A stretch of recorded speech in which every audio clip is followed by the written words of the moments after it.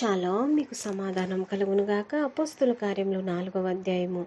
వారు ప్రజలతో మాట్లాడుచుండగా యాజకులను దేవాలయపు అధిపతియు సద్దుకైలును వారు ప్రజలకు బోధించుటయు యేసును బట్టి మృతులలో నుండి పునరుద్ధానము కలుగునని ప్రకటించుటయు చూచి కలవరపడి వారి మీదికి వచ్చి వారిని బలత్కారముగా పట్టుకొని సాయంకాలమైనందున మరునాటి వరకు వారిని కావలిలో ఉంచిరి. వాక్యము వినిన వారిలో అనేకులు నమ్మిరి.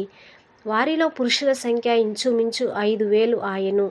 మరునాడు వారి అధికారులను పెద్దలను శాస్త్రులను యెరూషలేములో కూడుకొనిరి.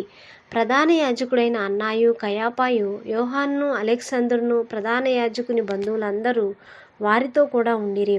వారు పేతురును యోహానును మధ్య నిలువబెట్టి, మీరు ఏ బలము చేత ఏ నామమును బట్టి దీన్ని చేసిద్రని అడుగగా, పేతురు పరిశుద్ధాత్మతో నిండిన వాడై ఇట్లనెను, ప్రజల అధికారులారా పెద్దలారా, ఆ దుర్బలునికి చేయబడిన ఉపకారమును గూర్చి వాడు దేని వలన స్వస్థత పొందినని నేడు మమ్మను విమర్శించుచున్నారు.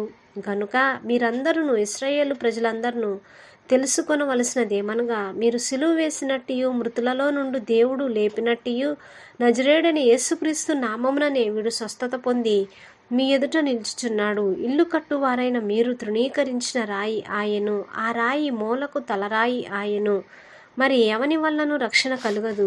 ఈ నామముననే మనము రక్షణ పొందవలెను గాని ఆకాశము క్రింద మనుషులలో ఇయ్యబడిన మరి ఏ నామమున రక్షణ పొందలేము అనెను.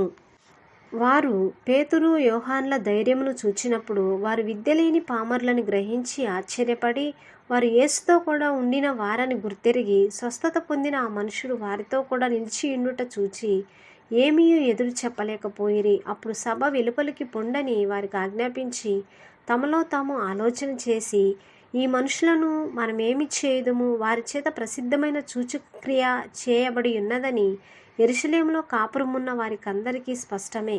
అది జరగలేదని చెప్పజాలము. అయినను ఇది ప్రజలలో ఇంకా వ్యాపింపకుండుటకై ఇక మీదట ఈ నామమును బట్టియే మనుషులతోనైనను మాట్లాడకూడదని మనము వారిని బెదురు పెట్టవలెనని చెప్పుకొనిరి. అప్పుడు వారిని పిలిపించి, మీరు యేసు నామమును బట్టి ఎంత మాత్రమును మాట్లాడకూడదు, బోధింపను కూడదని వారికి ఆజ్ఞాపించిరి. అందుకు పేతురును యోహానును వారిని చూచి, దేవుని మాట వినుట కంటే మీ మాట వినుట దేవుని దృష్టికి న్యాయమా? మీరే చెప్పుడి.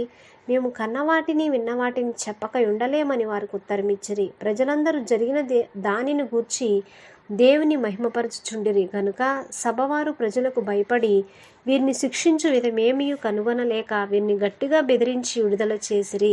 స్వస్థపరచుట అను ఆ సూచక్రియ ఎవని విషయంలో చేయబడినో వాడు 40 ఏండ్ల కంటే ఎక్కువ వయసు గలవాడు.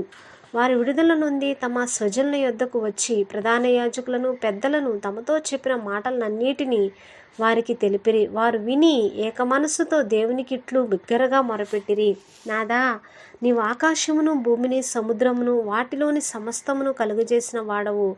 అన్యజనులు ఎలా అల్లరి చేసిరి? ప్రజలు ఎందుకు వ్యర్థమైన ఆలోచనలు పెట్టుకునిరి? ప్రభువు మీదను ఆయన క్రీస్తు మీదను భూరాజులు లేచిరి, అధికారులను ఏకముగా కూడుకొనిరి అని నీవు పరిశుద్ధాత్మ ద్వారా మా తండ్రియు నీ సేవకుడైన దావీదు నోట పలికించితివి. ఏవి జరగవలనని నీ హస్తమును నీ సంకల్పమును ముందు నిర్ణయించెనో వాటినన్నిటినీ చేయుటకై నీవు అభిషేకించిన నీ పరిశుద్ధ సేవకుడైన యేసునకు విరోధముగా హేరోదును పొంతి పిలాతును అన్యజనులతోనూ ఇశ్రాయేలు ప్రజలతోనూ ఈ పట్టణమందు నిజముగా కూడుకొనిరి. ప్రవ్వా, ఈ సమయమందు వారి బెదిరింపులు చూచి రోగులను స్వస్థపరచుటకును నీ పరిశుద్ధ సేవకుడైన యేసు నామము ద్వారా సూచక్రియలను మహత్కార్యములను చేయుటకును నీ చెయ్యి చాచియుండగా నీ దాసులు బహుధైర్యముగా నీ వాక్యమును బోధించినట్లు అనుగ్రహించుము. వారు ప్రార్థన చేయగానే వారు కూడియున్న చోటు కంపించెను. అప్పుడు వారందరూ పరిశుద్ధాత్మతో నిండిన వారై దేవుని వాక్యమును ధైర్యముగా బోధించిరి.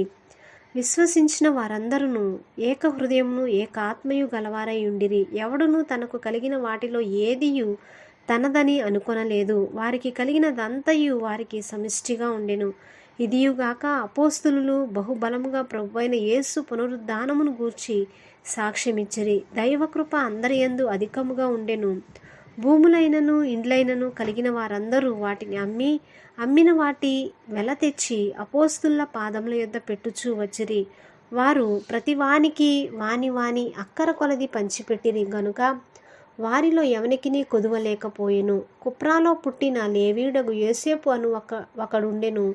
ఇతనికి అపోస్తలులు హెచ్చరిక పుత్రుడు అని అర్థమిచ్చు బర్నబా అను పేరు పెట్టియుండిరి. ఇతడు భూమి గలవాడయుండి దానిని అమ్మి దాని వెల్ల తెచ్చి అపోస్తలుల పాదముల యొద్ద పెట్టెను. ఆమేన్. దేవుడు తన పరిశుద్ధమైన వాక్యాన్ని దీవించునుగాక.